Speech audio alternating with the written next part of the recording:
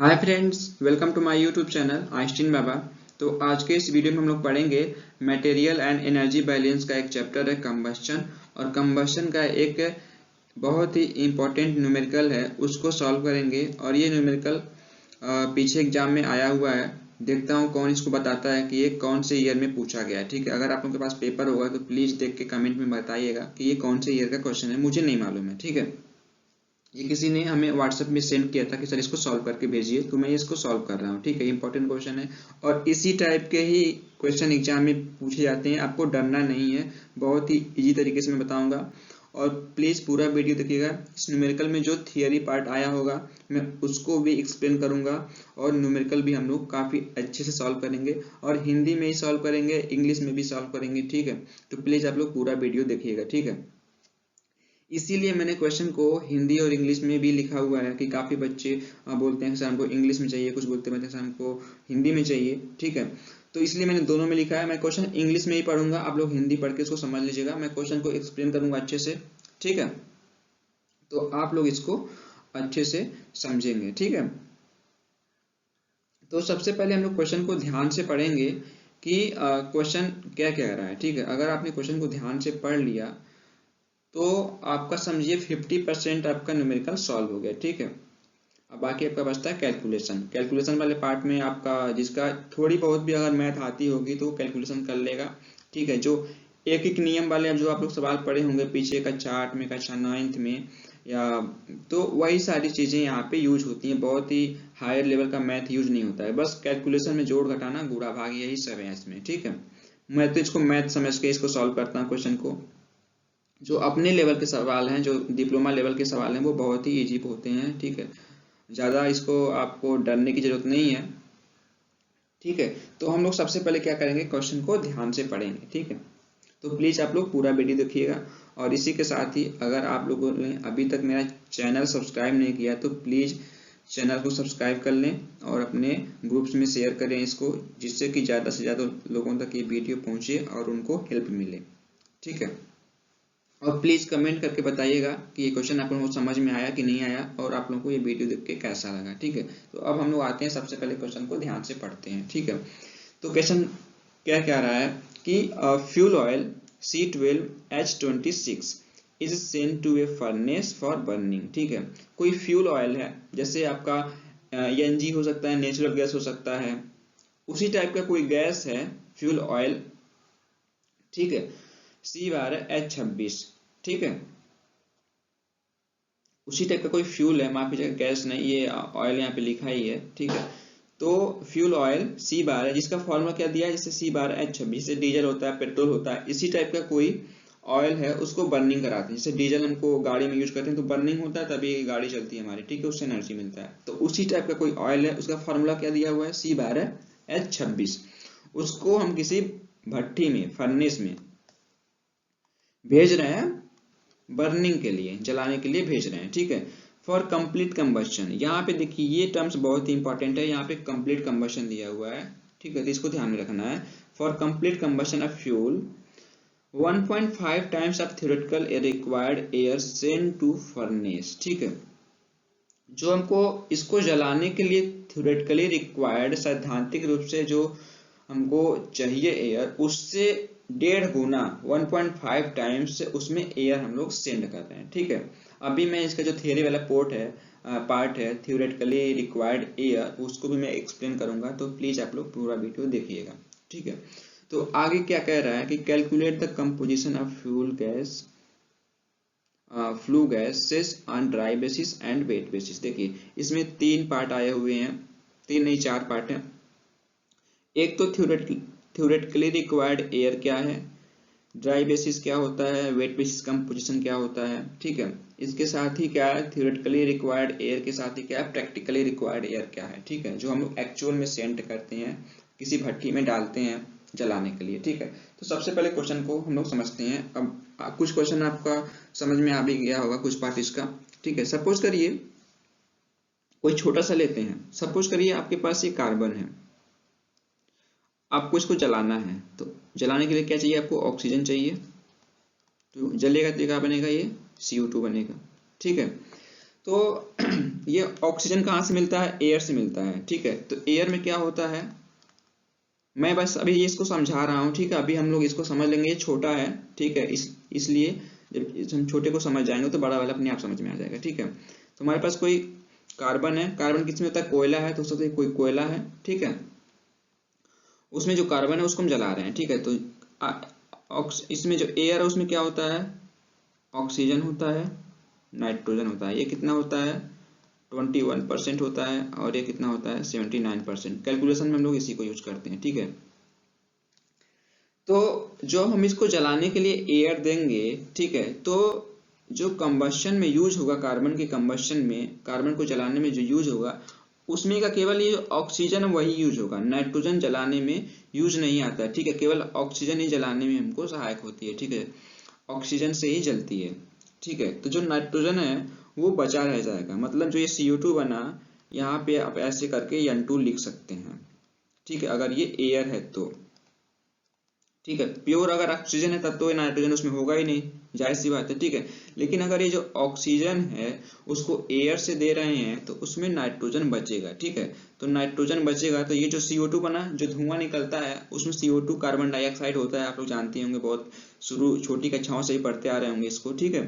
तो ये CO2 बना, जो इसमें नाइट्रोजन एयर में बच गया, वो इस CO2 के साथ में, मतलब जो धुआं उड़ता है, ठीक है, उसमें नाइट्रोजन भी होती है। CO2 तो होता ही है, ठीक है, CO2 तो होता ही है, क्योंकि ये तो कार्बन और ऑक्सीजन जो एयर में था उसको रिएक्ट करके CO2 बनाया, ठीक है। लेकिन जो एयर में नाइट्रोजन थी वो भी बची ना, वो तो कहीं कंज्यूम हुई नहीं, उसका कंबशन हुआ नहीं कहीं, ठीक है, ठीक है। तो इसलिए इसके साथ में क्या, नाइट्रोजन भी हो गई, ठीक है। तो अब फ्लू गैस में कितनी गैसेस हो गई? जो फ्लू गैस निकल रही है, फ्लू गैस मतलब जो धुआं निकलता है उसी को फ्लू गैस बोलते हैं, यहाँ पे कंफ्यूज नहीं होना है वहां पे, ठीक है। फ्लू गैस मतलब जो धुआं निकलता है किसी भी चीज को जब हम कंबशन कराते हैं, तो कंबशन कराने के बाद जो फ्लू गैस निकलती है, जो गैस निकलती है, उसी को हम लोग फ्लू गैस बोलते हैं, ठीक है, जो धुआं निकलता है। तो धुएं में क्या क्या बचा है? CO2 हो गया, नाइट्रोजन हो गया। तो क्वेश्चन क्या रहा है, क्या कि जो इसमें, अब एक चीज में समझ लेते हैं कि थ्योरेटिकली रिक्वायर्ड क्या है। सपोज करिए यहाँ पे क्या है, नहीं, यहाँ पे क्या है, 1 मोल है, मतलब 1 मोल कार्बन है, ठीक है। और ये कितना मोल है? ऑक्सीजन भी यहाँ पे कितना है? 1 मोल। 1 मोल क्या है? O2 है। और कितना बन रहा है CO2? 1 मोल CO2 बन रहा है। इसका मतलब ये है कि अगर कार्बन 1 मोल होगा तो इस पूरे कार्बन को CO2 में कन्वर्ट करने के लिए हमको 1 मोल ऑक्सीजन चाहिए। तो हम लोग एक चिन्ह लगाते हैं ऐसे करेस्पॉन्डिंग का, ठीक है। मतलब 1 मोल कार्बन को जलाने के लिए हमको 1 मोल ऑक्सीजन चाहिए। तो अगर इतना ऑक्सीजन रहेगा हमारे पास 1 मोल, तो वो एक मोल जो कार्बन है उसको कंज्यूम करेगा, उसको जलाएगा, और कुछ भी नहीं बचेगा, ना ऑक्सीजन बच रहा है यहाँ पे, ना कार्बन बच रहा है हमारा, ठीक है। और इनके कंबस्टन से हमारा क्या बनेगा? 1 मोल क्या बनेगा? हमारा CO2 बनेगा, ठीक है। मतलब 1 मोल कार्बन हो, 1 मोल ऑक्सीजन हो, O2, और तो इनको जब जलाएंगे तो हमारा 1 मोल क्या बनेगा? CO2 बनेगा, ठीक है। तो इसको जो ये 1 मोल आया, मतलब 1 मोल कार्बन के जो संगत, मतलब 1 मोल कार्बन को जलाने के लिए कितने मोल जो हमको ऑक्सीजन जरूरत पड़ रही है, इसके रिएक्शन के हिसाब से, ठीक है, वही हमारा क्या होता है? थ्योरेटिकली रिक्वायर्ड, मतलब कैलकुलेशन जो करते हैं उसके हिसाब से हमको कितना चाहिए? 1 मोल चाहिए।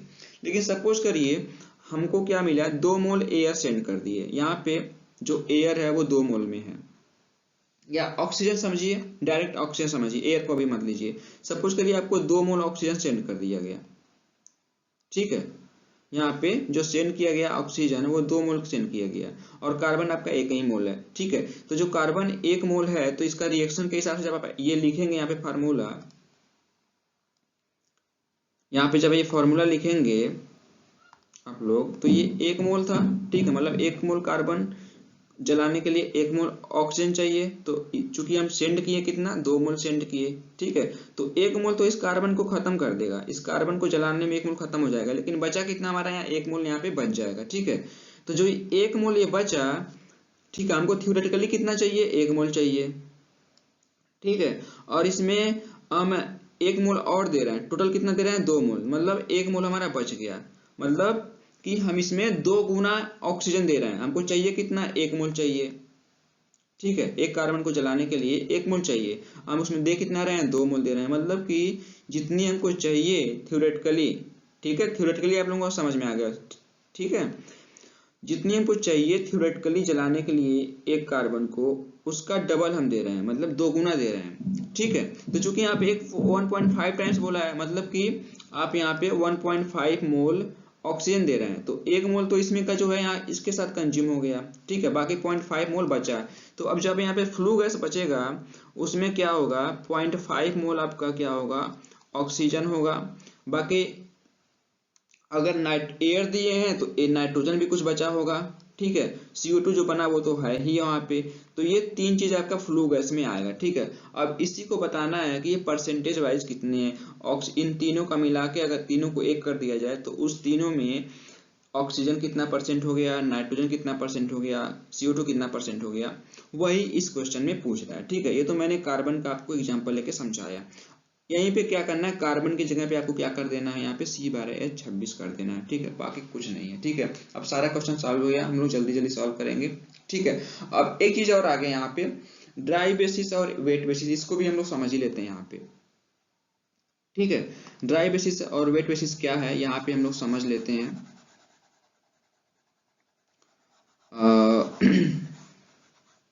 ड्राई बेसिस और वेट बेसिस, ठीक है। तो ड्राई बेसिस ये है, जैसा सपोज करिए यहाँ पे मैंने कार्बन लिया, ठीक है, तो कार्बन की जगह पे अगर हम लोग CH4 लेंगे तो चूंकि इसमें हाइड्रोजन है, तो जो हमारा रिएक्शन बनेगा उसमें CO2 प्लस H2O भी बनेगा, ठीक है। तो CO2 H2O बना, मतलब अब हमारे पास क्या हो गया, जो फ्लू गैस निकलेगी, जो धुआं निकलेगा, उसमें हमारा पानी के कुछ पार्टिकल भी रहेंगे, उसका या स्टीम फॉर्म में रहे या फिर वेपर फॉर्म में रहे, लेकिन पानी भी रहेगा जो फ्लू गैस। अगर मतलब हम CH4 को जला रहे हैं, मीथेन को जला रहे हैं, तो CO2 निकलेगा, और एयर से जला रहे हैं तो उसमें नाइट्रोजन भी होगी। तो एक चीज ये हो गया यहाँ पे कि CO2 तो निकलेगा ही कुछ, सपोज करिए X है ये, ठीक है। एयर से जला रहे हैं, प्योर ऑक्सीजन नहीं दे रहे हैं, एयर दे रहे हैं, तो नाइट्रोजन है जो एयर में वो तो बचेगा ही, ये मान लीजिए Y है, ठीक है। अब इसमें क्या बचा, H2O भी बनेगा, ये मान लीजिए Z है, ठीक है, क्योंकि यहाँ पे H है तो वो ऑक्सीजन से क्रिया करके क्या बनाएगा, पानी भी बनाएगा, ठीक है। तो अगर अब इन तीनों को मिला के, मतलब पानी को भी इसमें जोड़ें और उसके बाद इसका परसेंटेज निकालें कि इन तीनों में कौन कितना परसेंट है, ठीक है। इस पानी को भी जोड़ के, ठीक है, इस पानी जो पानी की क्वांटिटी है उसको भी जोड़ के बताएं कि अब तीनों में CO2 कितना परसेंट है, नाइट्रोजन कितना परसेंट है, H2O कितना परसेंट है, ठीक है। ये पूरा धुएं में आएगा, ठीक है। जो आपको धुआं उड़ता हुआ दिखता है उसमें कार्बन ही नहीं होता, बहुत कुछ होता है उसमें, ठीक है। तो सपोज कि जो आपका धुआं उड़ रहा है उसमें CO2 है, नाइट्रोजन है, ये पानी भी है, ठीक है। तो अब इसमें कितना परसेंट CO2 है, कितना परसेंट नाइट्रोजन है, कितना परसेंट उसमें पानी है, अब इसे पानी को भी ले लिया है, तो ये क्या होगा, जो कंपोजिशन फ्लू गैस का है, ये जो धुएं का जो कंपोजिशन है, संगठन है, उसमें हम पानी भी कंसीडर कर रहे हैं, उसको भी लेके कैलकुलेट कर रहे हैं। तो ये जो हमारा कैलकुलेशन हुआ इसको बोलते हैं क्या, वेट बेसिस। वेट मतलब क्या होता है, भीगा हुआ, ठीक है। तो पानी को हम लोग जब कंसीडर करके कर रहे हैं, कंपोजिशन काउंट कर रहे हैं, तो उसको क्या बोलते हैं, वेट बेसिस, ठीक है।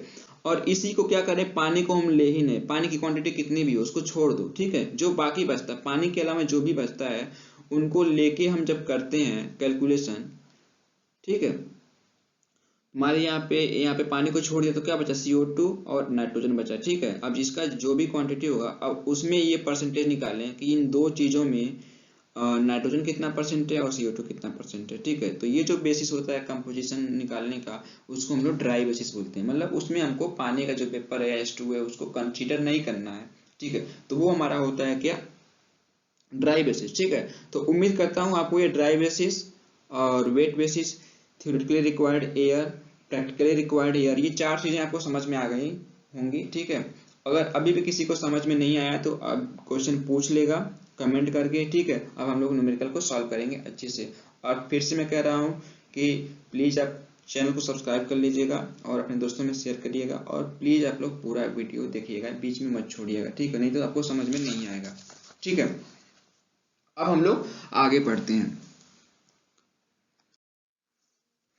ठीक है। तो सबसे पहले हमको क्या अभी तो जो एग्जांपल लिया मैंने CH4 का लिया था, कार्बन का लिया था, लेकिन हमारे क्वेश्चन में CH4 और कार्बन नहीं है।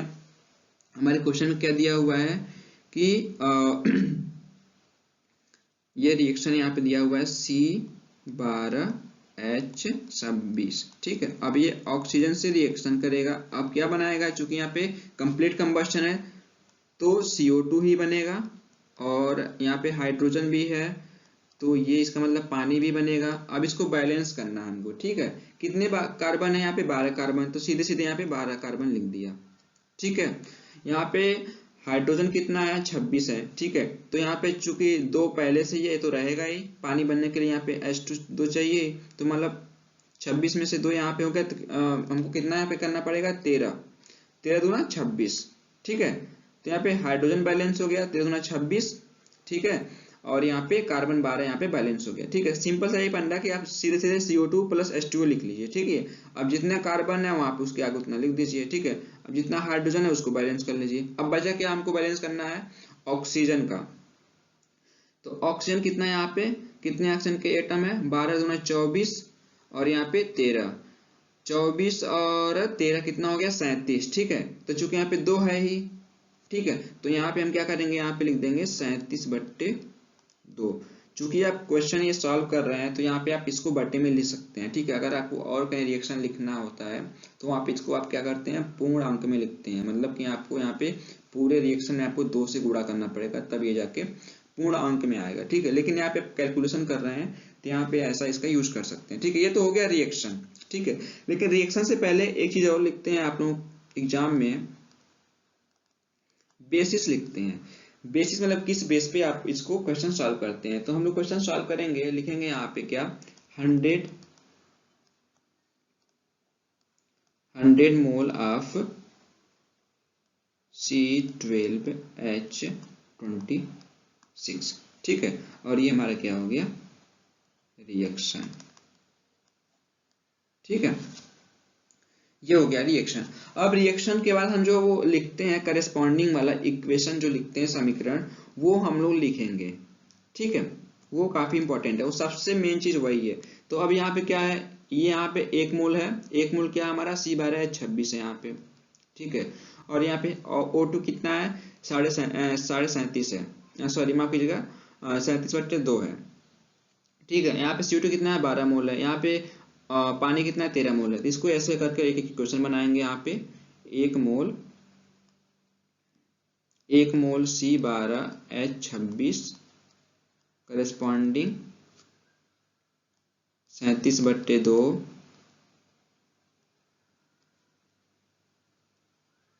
मोल ऑक्सीजन, यहाँ पे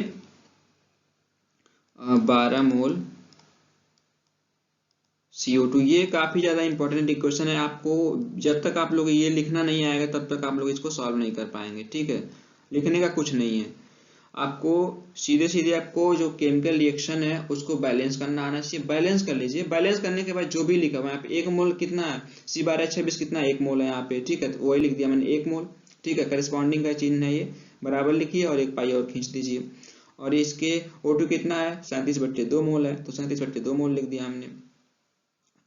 कितना है CO2 यहाँ पे, 12 मोल है। पानी कितना है, 13 मोल है, ये लिख दिया। अब इससे मालूम क्या चलता है कि अगर हमारे पास 1 मोल C12H26 का है तो इसको पूरा जलाने के लिए हमको चाहिए कितना, C12H26 को पूरा जलाने के लिए, C12H26 के 1 मोल को पूरा जलाने के लिए हमको 37/2 मोल हमको क्या चाहिए, O2 चाहिए, जो यहाँ से मालूम चल रहा है, ठीक है। इसका मतलब यही है कि 1 मोल C12H26 को जलाने के लिए हमको 37/2 मोल, 37/2 कितना होगा हमारा, 37/2 कितना होगा बताइए, 37/2 कितना होता है, 18। 37 में 2 का आप भाग देंगे तो कितना आएगा, 18 दूना 36, यही हुआ 18.5, ठीक है। तो इसको आप चाहें तो यहाँ पे ब्रैकेट में 18.5 भी लिख सकते हैं, और ये यहाँ पे भी लिख सकते हैं, उससे कोई आपका गड़बड़ी होने वाला नहीं है, ठीक है। ये मैंने इसलिए लिखा है कि यहाँ से 2 से 2 काटेंगे आप यहाँ से इसको, तो सीधे सीधे आपको 37 ऑक्सीजन एटम दिख जाएगा, ठीक है। तो यहाँ पे आपको 18.5 भी लिख सकते हैं, ठीक है, उससे कोई दिक्कत ना हो। उसके बाद ये मालूम चलता है आपको कि 1 मोल C12H26 को जलाने के लिए हमको 18.5 मोल ऑक्सीजन मतलब O2 चाहिए। और जब ये जलेगा तो अगर 1 मोल C12H26 और 18.5 मोल O2 रिएक्ट कर रहे हैं, कंबशन कर रहे हैं, तो हमारा 12 मोल CO2 बनेगा और 13 मोल H2O बनेगा। ये 1 मोल के लिए है, 1 मोल C12H26 के कंबशन के लिए। ठीक है, अब चूंकि हमने कितना लिया हुआ है, ये 100 मोल लिया हुआ है, तो चूंकि 1 मोल के लिए इतना है, ठीक है, 1 मोल के लिए ये सारी चीजें इतनी है, तो अगर इसमें हम 100 से यहाँ पे गुणा करें या फिर 100 से हम सारे में गुणा कर दें, तो ये हमको मालूम हो जाएगा कि 100 मोल के लिए कितना चाहिए। चूंकि 1 मोल के लिए इतना चाहिए, तो 100 मोल के लिए कितना 100 से गुणा करना पड़ेगा, तो सब में 100 से गुणा करना पड़ेगा। ठीक है, तो इसलिए हम यहाँ पे लिखेंगे सिंस फ्यूल ऑयल इज 100 मोल, सो इसको इक्वेशन 1 मान लेते हैं। ठीक है, ये वाला जो इक्वेशन है उसको 1 मान लेते हैं। सो मल्टीप्लाइंग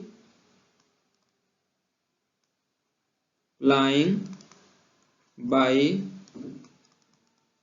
100 इन इक्वेशन 1। ठीक है, 100 से गुणा कर देंगे। तो फिर से बता रहा हूं मैं, ये जो मैं इक्वेशन लिखा हूं ये 1 मोल के लिए लिखा हुआ है। ठीक है, हमको चाहिए कितना, ये 100 मोल, चूंकि यहाँ पे ये कितना है 100 मोल है। ठीक है, तो इसी इक्वेशन में 100 से गुणा कर देंगे, तो 1 में 100 का गुणा करेंगे तो कितना होगा, यहाँ पे 1 में 100 का गुणा करेंगे तो कितना होगा, 100 मोल हो जाएगा। ये 100 मोल, वही चीज फिर से छाप देंगे, H26 इक्वल टू, अब 18.5 में 100 से गुणा करना आपको, तो 100 से गुणा करेंगे तो मैं सीधे सीधे लिख दे रहा हूँ 1850 मोल होगा ये O2। ठीक है, अब 12 में 100 से गुणा करेंगे तो कितना होगा, 1200 मोल होगा CO2 इक्वल टू, अब 13 में 100 से गुणा करेंगे तो ये 1300 होगा, 1300 मोल H2O। अब ये होगा, अब इस इक्वेशन से इसको हम लोग मानेंगे क्या, समीकरण नंबर 2। अब इस इक्वेशन से क्या मालूम चला, इस इक्वेशन से सीधे सीधे हमको ये मालूम चल गया कि 100 मोल अगर C12H26 है, 100 मोल कितनी क्वांटिटी होगी उसकी, 100 मोल C12H26 है, तो इसको पूरा कंबशन करने के लिए हमको 1850 मोल O2 चाहिए। और जब कंबशन करेंगे ये 1850 मोल O2 और 100 मोल C12H26 से रिएक्शन करेंगे, कंबशन करेंगे, जलेंगे, तो हमारा बनेगा क्या, 1200 मोल CO2 बनेगा और 1300 मोल हमारा क्या बनेगा, H2O बनेगा। इस इक्वेशन से हमको ये चीज जानकारी मिल रही है। ठीक है, अब आते हैं क्या कि क्वेश्चन क्या कह रहा है कि चूंकि जो हम इसमें एयर डाल रहे हैं वो जो थ्योरेटिकली रिक्वायर्ड है, जो हम ये कैलकुलेशन किए 1800, माफ कीजिएगा, जो ये हम कैलकुलेशन कर रहे हैं वो रिएक्शन से कर रहे हैं। ठीक है, रिएक्शन के हेल्प से कर रहे हैं, तो जो ये क्वांटिटी आई वो थ्योरेटिकली रिक्वायर्ड आई। ठीक है, सैद्धांतिक रूप से, मतलब जो इस रिएक्शन है इसकी सहायता से जो हम कैलकुलेशन कर रहे हैं, जो क्वांटिटी निकाल रहे हैं, वही सैद्धांतिक रूप से हमको जितनी एयर चाहिए या ऑक्सीजन चाहिए वो मालूम चल रहा है। ठीक है, लेकिन क्वेश्चन में कह रहा है कि हम उसमें जो 1.5 टाइम्स किसका, जो ये क्वांटिटी है इसका हम 1.5 टाइम्स एयर उसमें डाल रहे हैं। ठीक है, तो चूंकि यहाँ पे 1850 है तो इसका 1.5 गुना करेंगे तो उतना ऑक्सीजन इसमें दिया गया। ऑक्सीजन देने का मतलब सीधा सीधा क्या है, एयर देना, या एयर देने का मतलब सीधा सीधा क्या, मतलब अगर एयर दे रहे हैं तो एयर में क्या होता है, ऑक्सीजन होता है, नाइट्रोजन होता है। ठीक है, ये कितना है 21% होता है और ये कितना है 79% होता है। ठीक है, कैलकुलेशन में यही यूज करते हैं। ठीक है, तो एयर देने का मतलब ये है कि ऑक्सीजन दे रहे हैं। ठीक है, या ऑक्सीजन यहाँ पे है, तो अगर ये ऑक्सीजन 21% है यहाँ पे, ठीक है, तो जब ऑक्सीजन को हम 1.5 गुना दे रहे हैं, मतलब एयर भी 1.5 गुना दे रहे हैं, तभी तो जब एयर को 1.5 गुना करेंगे तभी तो इसमें ऑक्सीजन 1.5 गुना होगी। ठीक है, तो इसका उल्टा हम आएंगे। ठीक है, यहाँ पे क्या है जो हम कैलकुलेशन किए हैं ये ऑक्सीजन का किए हैं। ठीक है, तो जब सीधे सीधे क्या करेंगे हम लोग, यहाँ पे जो ऑक्सीजन का जो क्वांटिटी है ये, इसको हम 1.5 गुना करेंगे, ठीक है। और इस 1.5 गुने के जो संगत जो होगा, उसके जो करस्पॉन्डिंग जो एयर होगी, उसको हम कैलकुलेट कर लेंगे, ठीक है। अभी कैसे करेंगे वो हम देख लेते हैं, ठीक है। तो यहाँ पे हम लोग लिखेंगे since air supplied to furnace, ये 2 है, ठीक है, ये furnace to furnace is 1.5 times of theoretical, ये आप लोग लिख लीजिएगा, पूरा स्पेलिंग लिख लीजिएगा, ठीक है। मैं यहाँ पे टाइम बहुत लग जाएगा इसमें, ठीक है।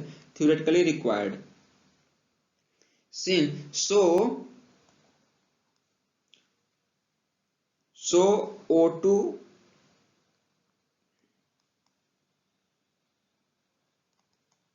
sent to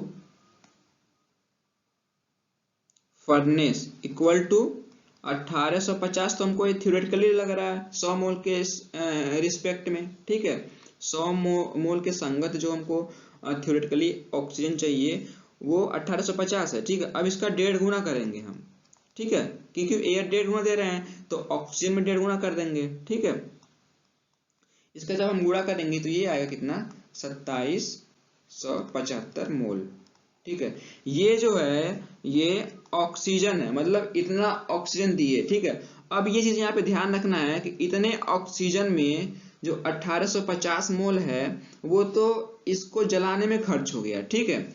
बाकी जो इसमें बचा आपका, बचेगा कितना आपका 925, मतलब जो एक्स्ट्रा दे रहे हैं वो बच जाएगा, ठीक है।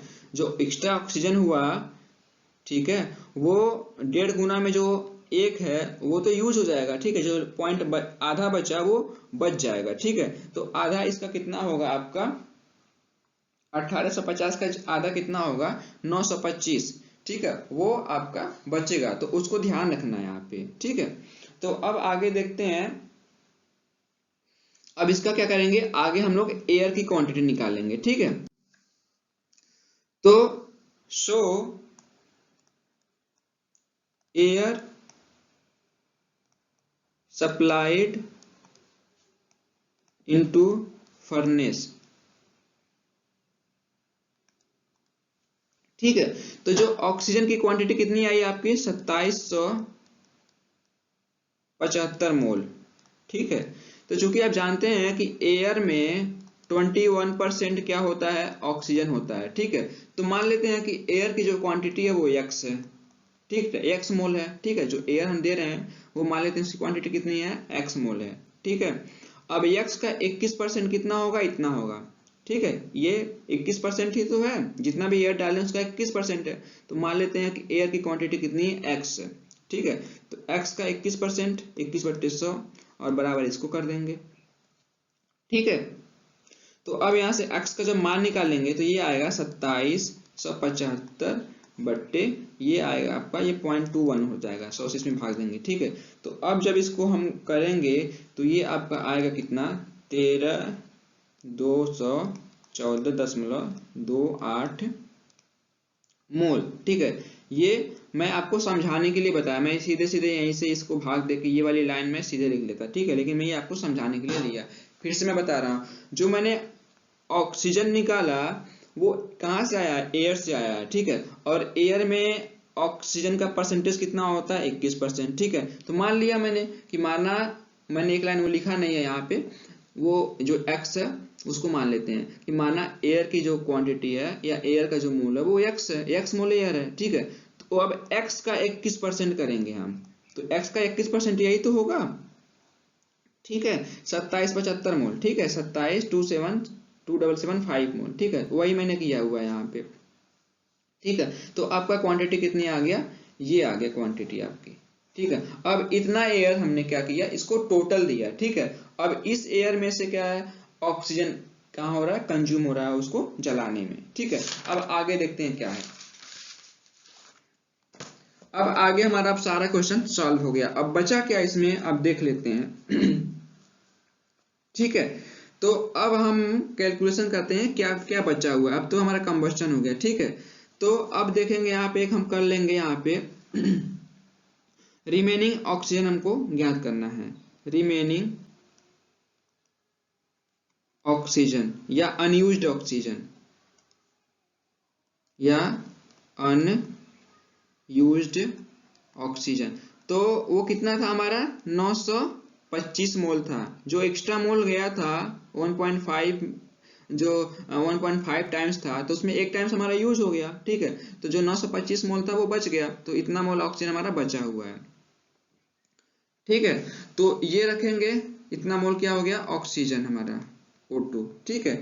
अब जो हमारा टोटल एयर है इसमें नाइट्रोजन भी है, तो नाइट्रोजन का भी क्वांटिटी निकालना है, ठीक है। तो या तो आप इसी का आप 79% कर देंगे, जो क्वांटिटी दी हुई है इसी का आप 79% निकाल लेंगे तो निकल जाएगा, ठीक है। इसको ऐसे करके यहीं पे इसका गुणा करके, ठीक है। तो वो तो आपका वो निकल जाएगा नाइट्रोजन, या आप इसको कर सकते हैं क्या, माइनस कर सकते हैं, तब भी आपको आ जाएगा। जैसे इसमें क्या है आपका, ये जो क्वांटिटी थी इसमें क्या क्या है, इसमें 2775 मोल क्या है ऑक्सीजन है। अब बाकी जो बचा क्या है वो आपका नाइट्रोजन है। तो नाइट्रोजन की क्वांटिटी निकालेंगे, तो नाउ क्वांटिटी ऑफ नाइट्रोजन, तो क्वांटिटी ऑफ नाइट्रोजन निकालेंगे तो वो कितना आएगा आपका, इसी में से घटाएंगे टोटल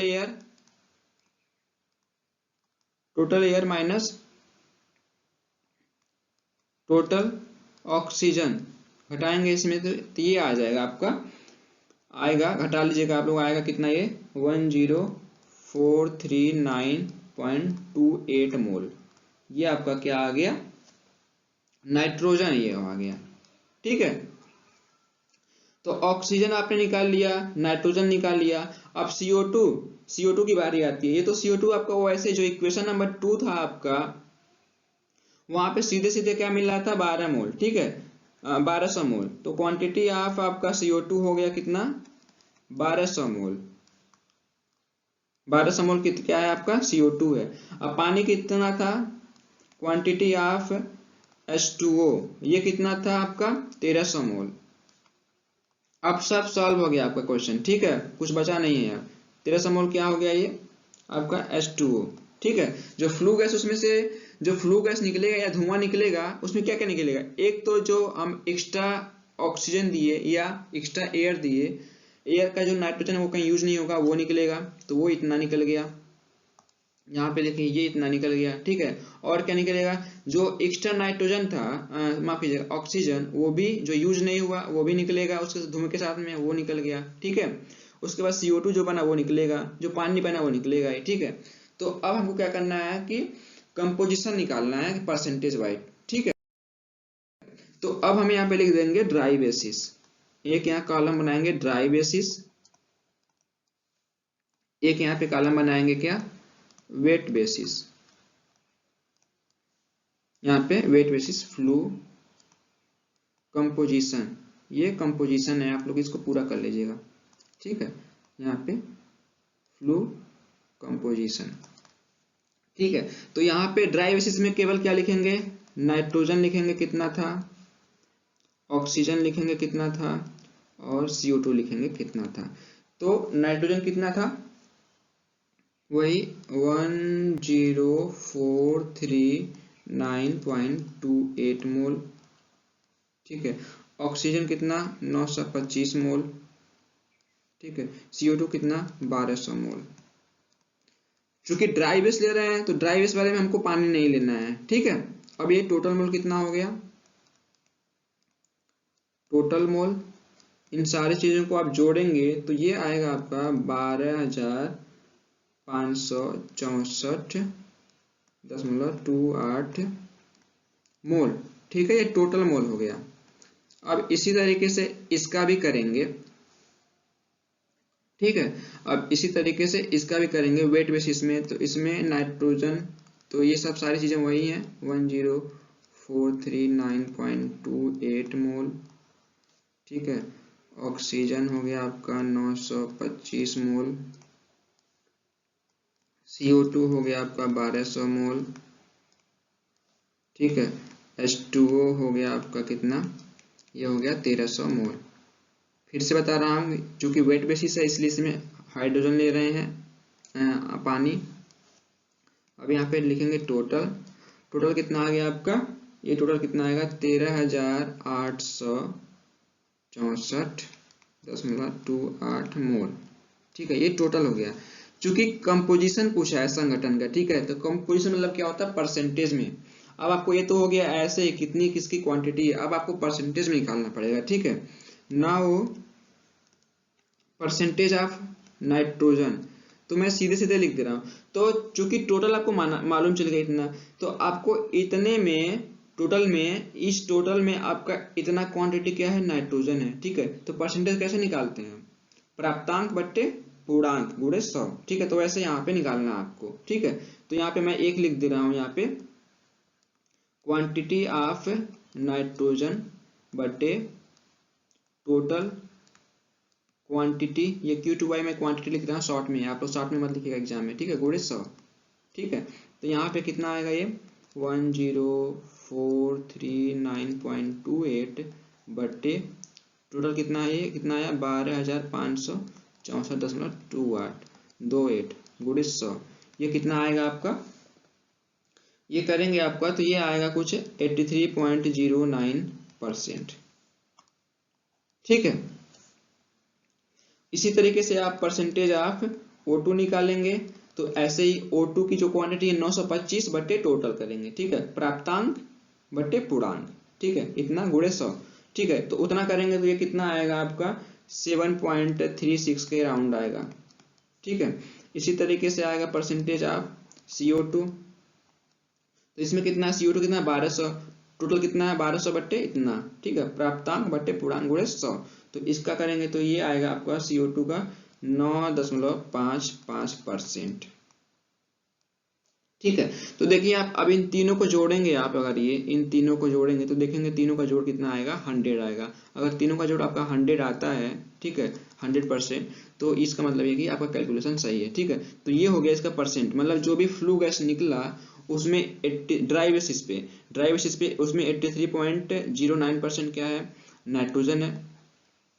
ऑक्सीजन कितनी है, 7.3% है, और 9.55% क्या आपका CO2 है। ठीक है, इसी तरीके से आपको इधर भी निकालना है। ठीक है, सारा निकल गया है। अब नाइट्रोजन का निकालेंगे और फिर इसका निकालेंगे, इसका निकालेंगे, तो ये निकल के आएगा। मैं निकाला हुआ हूँ, आप वो एक बार देख लीजिएगा। तो यहाँ पे परसेंटेज ऑफ O2 निकालेंगे तो आएगा ये 6 पॉइंट कितना परसेंट O2 बट्टे, यहाँ पे ये हो गया प्राप्तांक बट्टे पूर्णांक, ये हो गया यहाँ पे, चूंकि पानी इसमें ऐड कर दिया इसलिए ज्यादा हो गया।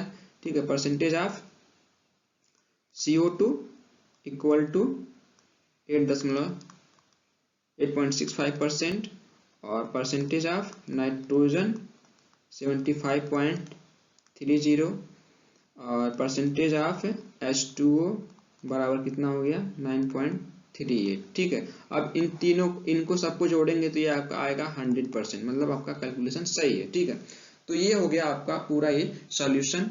उम्मीद करता हूँ आप लोगों को समझ में आया होगा, और प्लीज चैनल को सब्सक्राइब करिए और इस क्वेश्चन को देख के जाइएगा। एग्जाम में आपसे पूछा जा सकता है क्वेश्चन, इस टाइप के क्वेश्चन पूछे जा सकते हैं।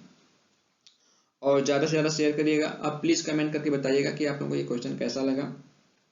ईमानदारी से, अच्छा लगा तो अच्छा बताइएगा, कहीं समझ में नहीं आया तो भी पूछिएगा। ठीक है, तो फिर मिलते हैं अगले वीडियो में, तब तक के लिए थैंक यू और आप लोगों का धन्यवाद।